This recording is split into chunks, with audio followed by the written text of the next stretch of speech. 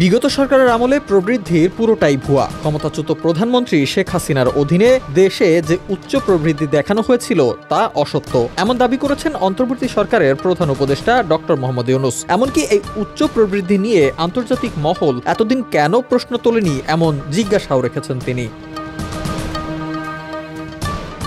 সুইজারল্যান্ডে world economic ফোরামের বার্ষিক সম্মেলনের ফাঁকে ব্রিটিশ বার্তা সংস্থা রয়টার্সকে দেয়া এক বিশেষ সাক্ষাৎকারে এমন মন্তব্য করেছেন ডক্টর ইউনূস। তিনি বলেন, দাভোসে শেখ হাসিনা সবাইকে বলেছিলেন কিভাবে একটি দেশ চালাতে হয়, কিন্তু কেউই সেটি নিয়ে প্রশ্ন তোলেনি। এটি মোটেও ভালো বিশ্ব ব্যবস্থা নয়, এমনকি এর জন্য পুরো বিশ্বকে দায়ী করেছেন তিনি। রয়টার্সের এই প্রতিবেদন বলছে, গত 15 বছর ক্ষমতায় থাকাকালীন দেশের অর্থনীতি ও বিশাল গার্মেন্টস শিল্পকে ঘুরে দাঁড় করানোর কৃতিত্ব দেয়া হয় শেখ হাসিনাকে। যদিও সমালোচকরা তার বিরুদ্ধে মানবাধিকার লঙ্ঘন ও বাক স্বাধীনতা এবং ভিন্ন মতকে দমন করার অভিযোগ করেছেন।